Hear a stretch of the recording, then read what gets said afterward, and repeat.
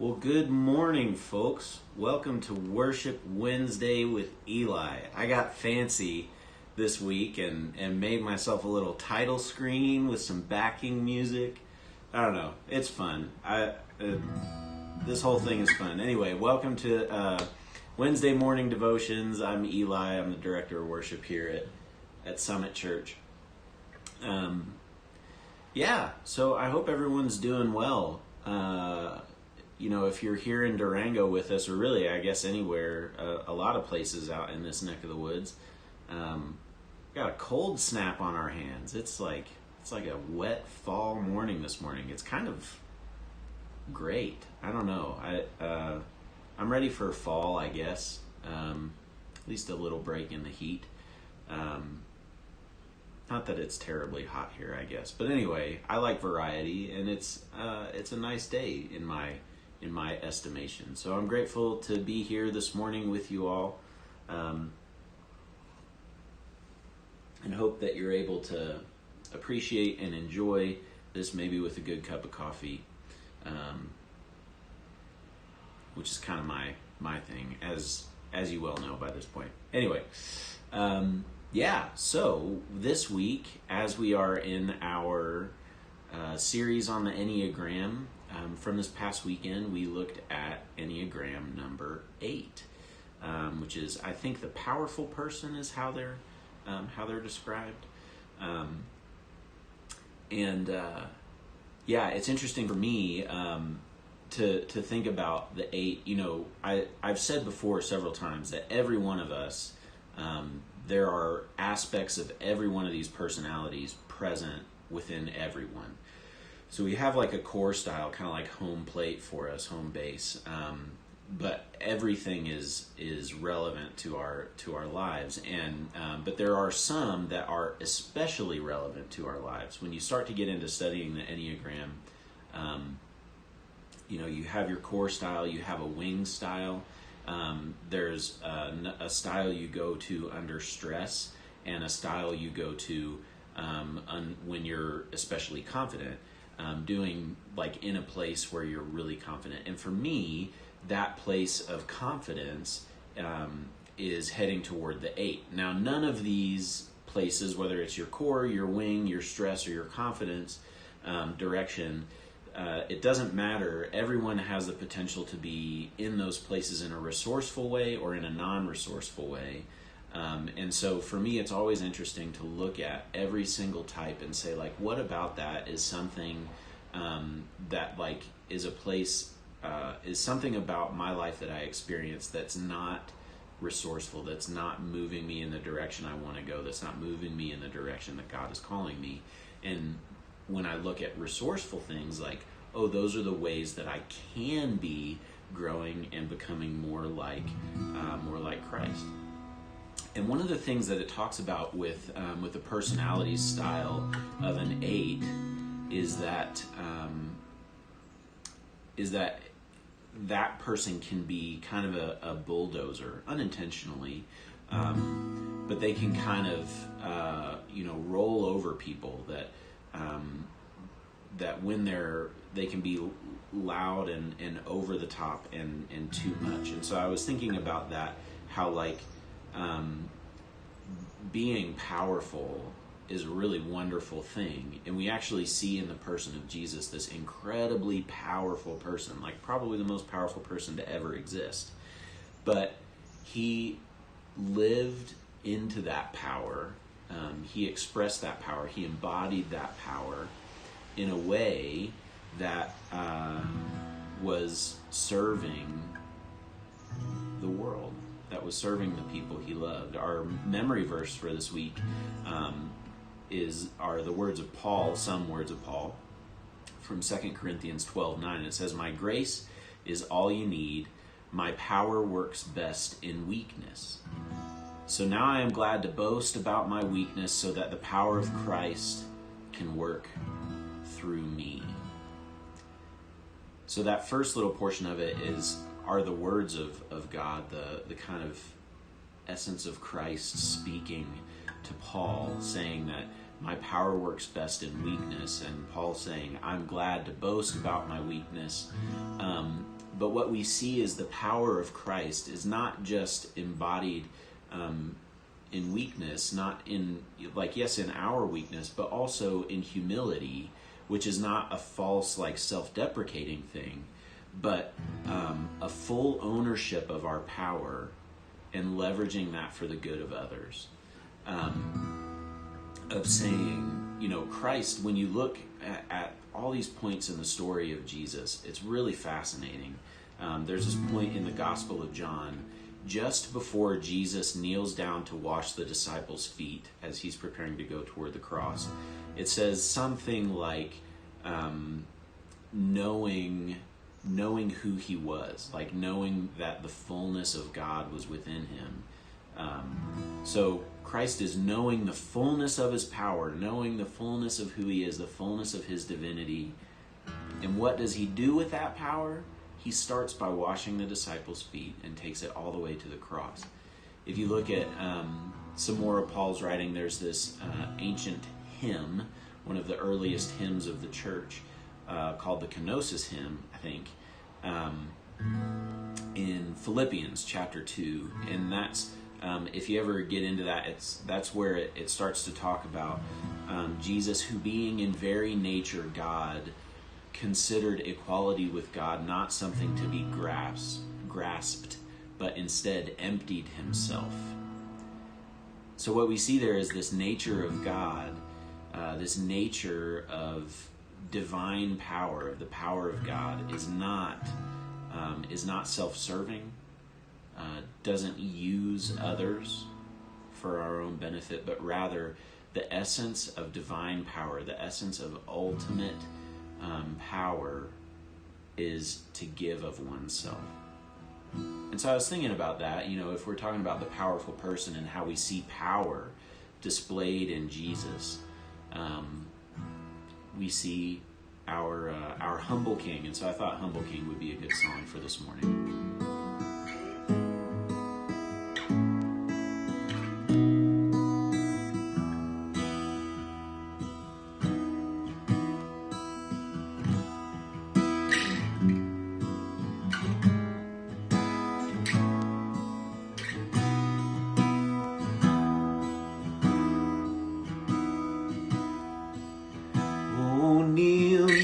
Down again here at your feet. Show me how much you love humility.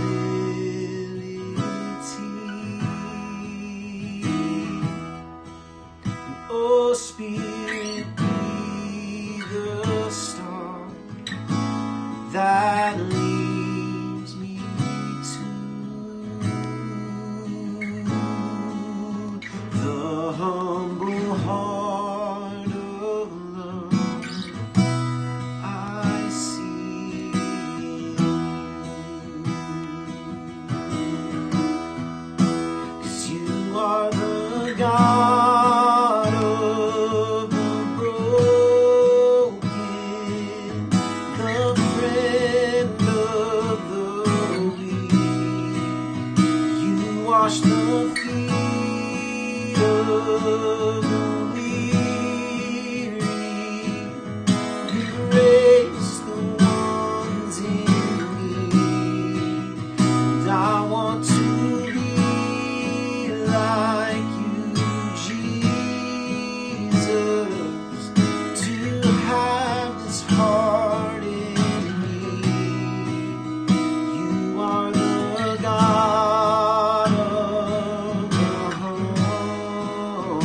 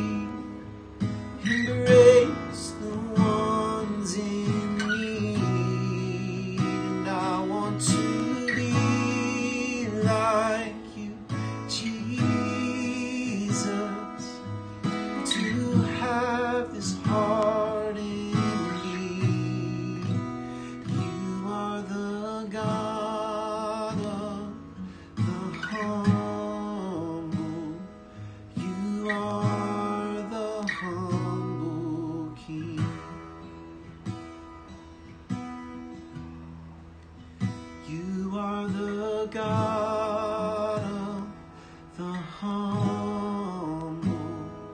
You are the humble King.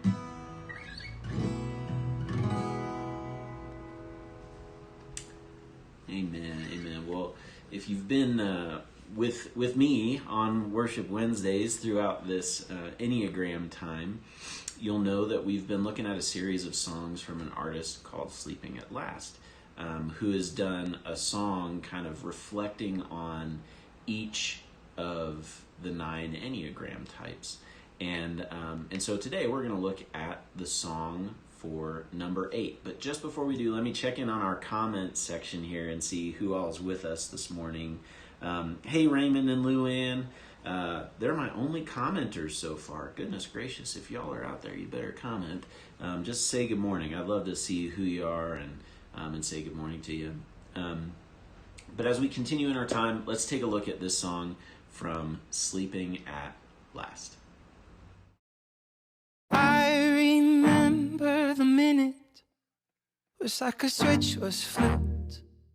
Was just a kid who grew up strong enough to pick this armor up, and suddenly it fit. God, that was so long ago, long ago, long ago. I was little, I was weak and perfectly naive, and I grew up too quick. Now you won't see all that I have to lose, and all I've lost in the fight to protect it. I won't let you in, I swore never again. I can't afford, no, I refuse to be rejected. I wanna break these bones till they're better. I wanna break them right and feel alive. You were wrong, you were wrong, you were wrong. My healing needed more than time. When I see fragile things, helpless things, broken things,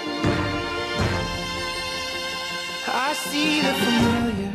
I was little, I was weak, I was perfect too. Now I'm a broken mirror, but I can't let you see all that I have to lose, all I've lost in the fight to protect it. I can't let you in, I swore never again. I can't afford to let myself be blindsided. I'm standing guard, I'm falling apart, and all I want is to trust you. Show me how to lay my sword down for long enough to let you through. Here I am, pry me open. What do you want to know? I'm just a kid who grew up scared enough to hold the door shut and buried my innocence. But here's a map, here's a shovel, here's my Achilles heel. I'm all in, palms out, I'm at your mercy now, and I'm ready to begin. I am strong, I am strong, I am strong enough to let you in.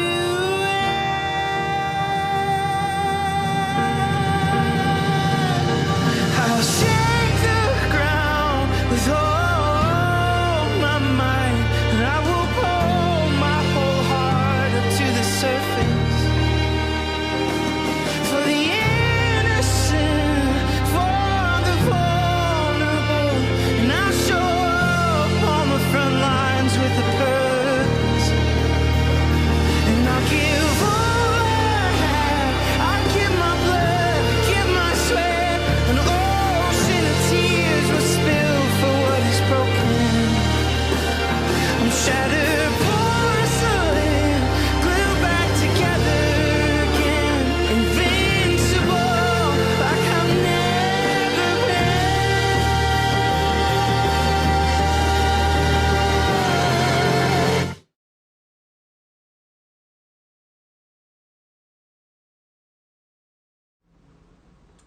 I just love these songs. I think they're so powerful, and I love music and I love art, and I think it has the power to kind of teach us and help us see things, more under the surface. And a couple of things I really love about that song are how he kind of gets into, every one of us learns survival strategies. Maybe when we're kids, maybe when we're going through a tough time, whatever it is, we all have these ways that we learn how to survive, because sometimes that's all we can do in life. I mean, we've all been in places where it was a victory just to survive the day, and that's okay. Like, good for every one of us for being able to survive those things. But then sometimes we find our way out of those times where we were just surviving, but we didn't leave those things behind. We didn't leave those habits or those patterns of survival behind. And so it's important to kind of be able to step into some of the ways that we can understand ourselves and have compassion with ourselves and continue to grow and not merely survive, but thrive and live into the fullness of life that God has for us. And by exploring all these different Enneagram types, we get to see some of how it might look for us to be living into the fullness of who we can be with the life that Christ offers us today. And I also, the second thing that I really love about that song reminds me of some of what Morgan was talking about yesterday, which is really this power that we see embodied in the person of Jesus Christ is a power expressed in vulnerability. She talked about how sometimes stepping into your power is a vulnerable thing, that the act of stepping into vulnerability is an act of stepping into power. And I think we see that modeled in the life of Christ over and over and over. And if we, as Christians, claim to desire to follow the model of Christ, to follow Jesus, then we're called to ask a question of saying, like, how can I do that? How can I do that today? And I would say that, that's a question that I'm asking myself. Be compassionate, give yourself time. This isn't a race. But let's step into the power that we have today, but not just the power the way that we might see it embodied in all kinds of ways around us in the world, but power as we see it embodied in the person of Christ. Let's look to the life of Jesus, look to the example of Jesus, and say, how did Jesus live power? And how can we model that? Jesus said, you've heard it, I can't remember the reference, but he talks about how, he says something to the effect of, like, among the Gentiles, to lead or to have power is to lord it over others, but not so with you, not so with me, not so with you, not so with us. That really, that we express that in serving one another. And the Son of Man came not to be served, but to serve. And we see that all throughout the life of Jesus. And so that's an encouragement I'm going to take today, and I invite you to take it as well. And I hope the rest of your Wednesday treats you well, and whatever you meet, I hope that you're able to meet it with your whole heart, and with compassion and kindness and love and the kind of power that we see in the life of Jesus. And so with that, I'll say see y'all later, and I hope, as I said, I hope you have a wonderful day. So take care, and we'll see you soon. Bye-bye.